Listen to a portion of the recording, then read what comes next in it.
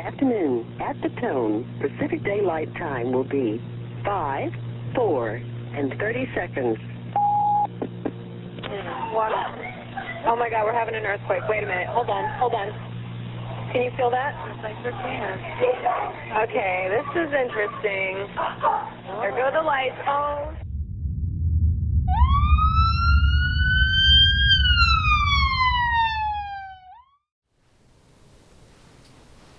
All right, we are here at the Scotts Valley Library with Robin Horn. It is the 20th of August, 2019, and we're here to talk about the 1989 Loma Prieta earthquake. Thank you for being here. Hi, thank you. Yeah. So tell us how long you've been in Santa Cruz. Well, let's see, I moved here in '77, so that's more than 30 years. How long is that? More like 40 something. 42? Yeah, sounds right. Yeah. So tell us what you were doing during the earthquake. Well, I was at a singing class, an advanced jazz and pop vocal class at Cabrillo College. And it was in the Forum building, which it's like a theater with, theater-type seats, but desks so you can write. And it's got a really shallow rake, so the steps are really shallow going back up, and there's a lot of them to go up to the top to exit the building. And so each person brought a videotape to videotape their performance so they could critique it and use it to improve their technique and so forth. So the gal that was singing during the time that it started shaking was barely beginning her song, and it was that song Dog and Butterfly by Heart. Oh. And it was I got to paraphrase it because I don't really know the song that well, but she was singing along and she sang, "See the young world crumble to the ground," or something like that. And then the ground started shaking. Oh, wow. And it started shaking a little more, and she was pretty freaked out. She stopped singing, put the mic down, and after it just kept going on. We just thought, it'll pass, but it didn't. And she exited, and then we saw the accompanist, because it's being videotaped still. The accompanist got up and kind of stood against the wall until ventilator caps started falling down and making a horrific noise, with the metal clanging to the ground. And meanwhile, all the students were trying to push out of there and go up the stairs that just kept moving. It was, because they were so shallow, it was really hard to put your foot down and then put it on the next one. I mean, even harder than, it wasn't easy anyway, but Sure. It was even worse when it was rolling like that. And finally we all got outside the building. And Michelle Rivard, who was a teacher, rounded us all up and had us just kind of sit and process. And so the first thing I said to this lady that was singing was, "Wow, that was a powerful statement." And she said, "What? What did I say? What was I doing?" And she had no recollection. I didn't really know the song. I said, "I don't know, something about the whole world crashing to the ground or something." And but she was pretty freaked out. Just, it's stressful enough to be up in front of a camera and singing, never mind when a big earthquake hit. So, Sure. So Michelle had us process for a bit, and there were lots of aftershocks, so it's pretty obvious we weren't going back in the building. Michelle went back in. She said, "Did anybody leave anything in there? Notebooks, pens?" I had left some sunglasses, which she went in and found, which was nice because they were prescription. It was nice to get those back. And that was about it. Driving home, there was tremendous traffic because all the lights were out, all the traffic lights were out. Mm-hmm. And coming through SoCal, I lived over on the east side opposite the City Museum with the big whale and so forth, kind of on the coast there. So it was I decided not to take the freeway because it seemed too dangerous, and nobody knew, it wasn't like you could, get your text that says it's, doing this over here, or here's the photo of what's happening downtown. We just didn't know, so we had the radio on, but they didn't know either, at KZSC, they were still broadcasting, and they really didn't have a clue what was going on in town either. They were on auxiliary power. Yeah. So, so then, you know, it was just a long drive home, and when I got to my apartment, I opened the door, and one of my cats came racing out. She had been trapped inside, I guess, with everything falling around, and I didn't see her for a while. Didn't see the other one for a couple of days, really. I don't know where he was hiding. Yeah.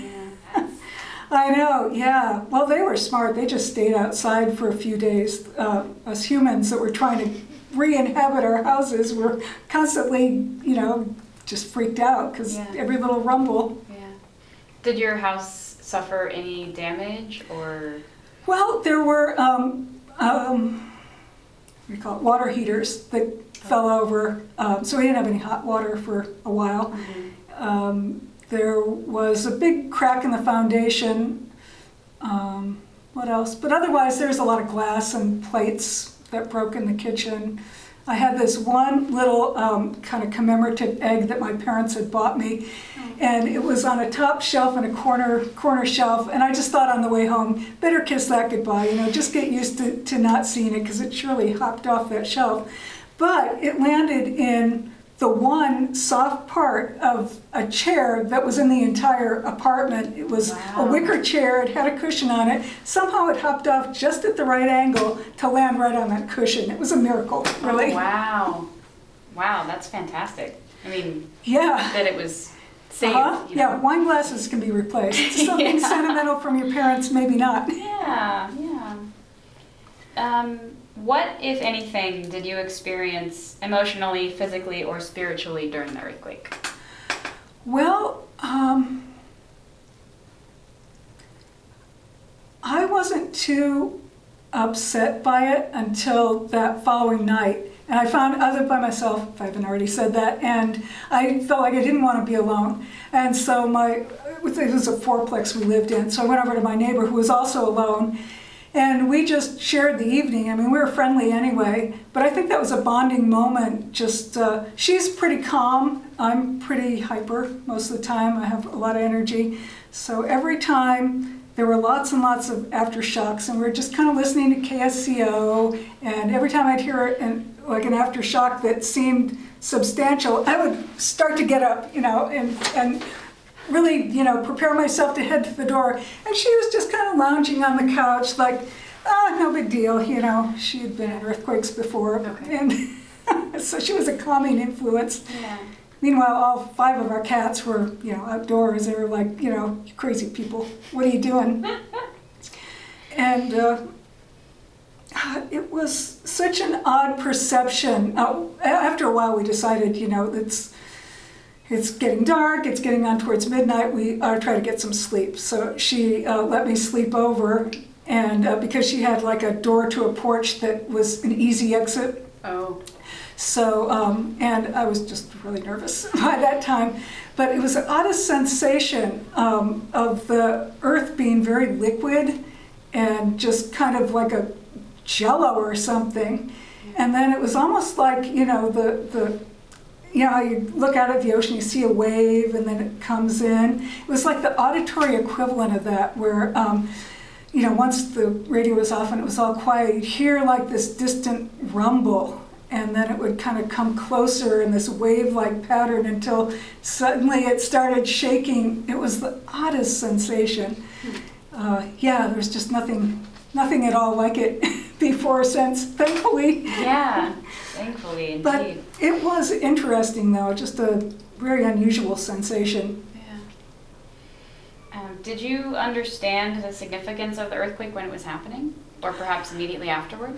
Not really. I was not downtown. The next day I called up my boss. I was working as a jeweler at the time, and she had said she was downtown trying to get a cookie at the Pacific Cookie Company.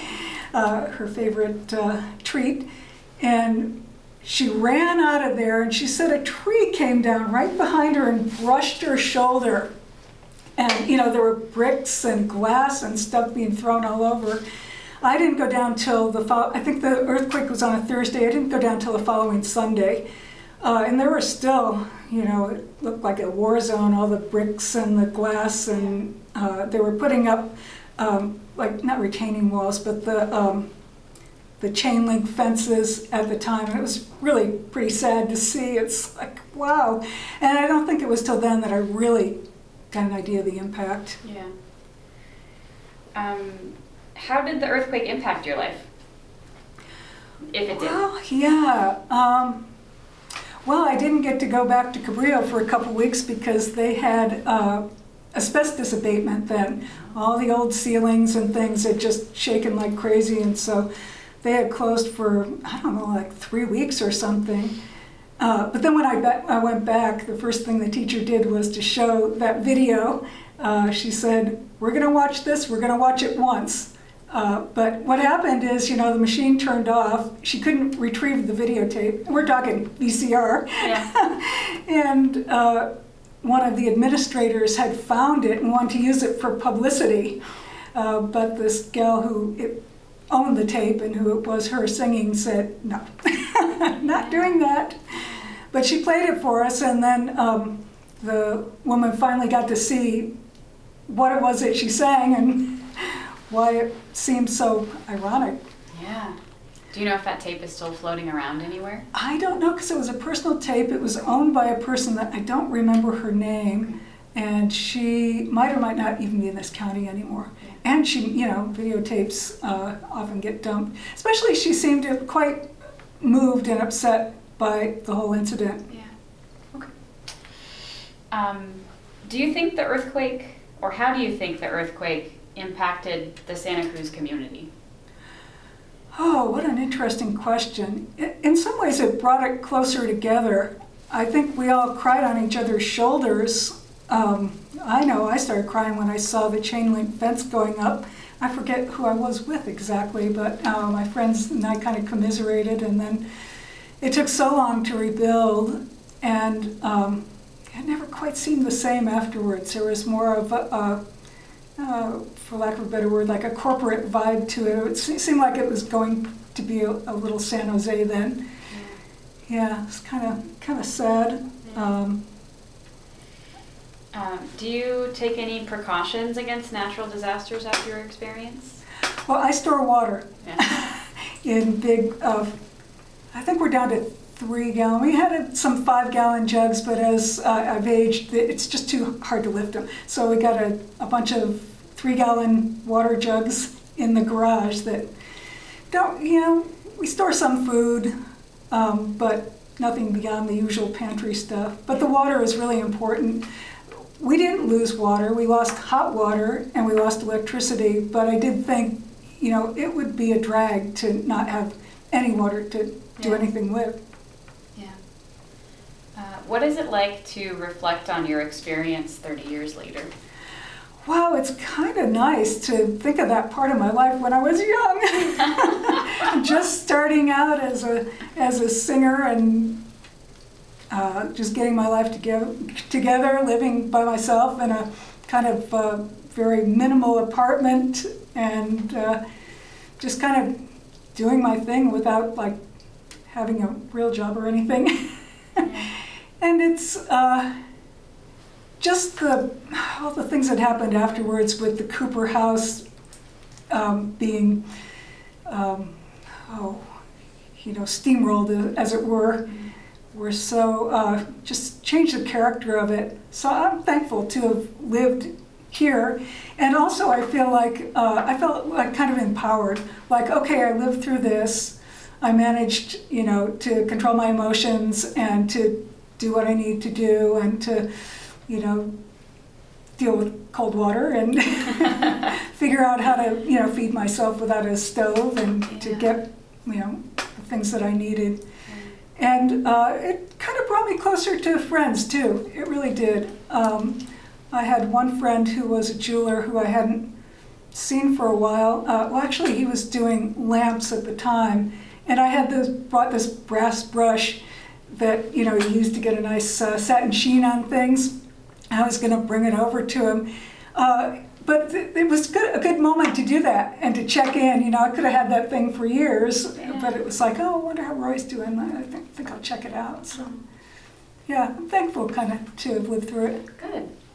That's a good perspective to have on it. You mentioned the Cooper House, and a lot of people that I've interviewed have mentioned the Cooper House.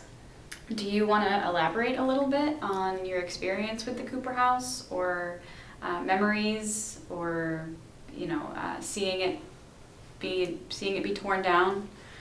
Sure.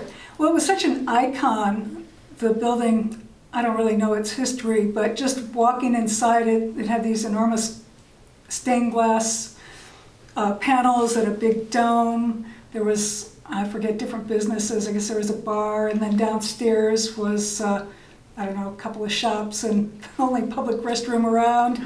And there was a flower vendor right there. It's kind of open and kind of old-fashioned, maybe 20s architecture, I'm just guessing. But it was just a beautiful piece of architecture. And I didn't actually see it, but they had in the Sentinel on the front page the wrecking ball hitting it. And I think the people that were there were really affected. But even seeing that picture was tough for those of us that had been inside it, enjoyed it, and known people that were employed there and so forth. It had a kind of a restaurant with an open-air place you could eat and listen to music. I think Warmth, that jazz band played there, and it was a kind of a community gathering place that I think when the wrecking ball hit it, we just wondered where the next one was going to be. I think some of us are still wondering. Is there anything that you would like to add that we didn't cover? Oh, I just want to say something that I remember is after the first night where I didn't sleep at all, I was brave and slept in my own bed. But there were still lots of aftershocks, and it was still really, I'm sure a lot of people had this experience where just as you'd start to get to sleep, an aftershock would come. I mean, my cats were still outside, one was still unaccounted for. And so finally I was able to get to sleep, but around 4 in the morning, just shortly after that, there was a really sharp aftershock that, I think everybody's nerves, I know mine were completely jangled already, and to just finally have a peaceful rest and then to think, oh my God, I think I might have to evacuate, jumping out of bed and trying to stand in the doorway, which I understand isn't what you do anymore, but that's what we thought we did then. Sure. It was just a tough series of events, and then the next day, I think that must have been Friday night. And Saturday, if I'm recalling right, we had a tremendous storm that came in, and I was like right on the coast there and had a big plate glass window. So I thought, well, what's the structural damage there? Do I know? So I put tape on it, just a normal storm. But by then I was so freaked out that it's like, what else is going to happen that's bad? Yeah. But the good news is once it started raining, the cats came home. It's like, okay, we have our priorities. Yeah, oh, absolutely. Animals know, they know what their best interest is usually at any given moment. So they knew it was time to go home. That's right. Great. Well, thank you so much for sharing your story. I really appreciate it, and I'm sure the people who will watch it also appreciate it. Well, I appreciate you taking the time to let people revisit their past and a part of Santa Cruz history that some of us kind of take for granted, and others of us kind of say, well, it was a long time ago, why dredge it up? But it's been really fun for me to think about it again. Good.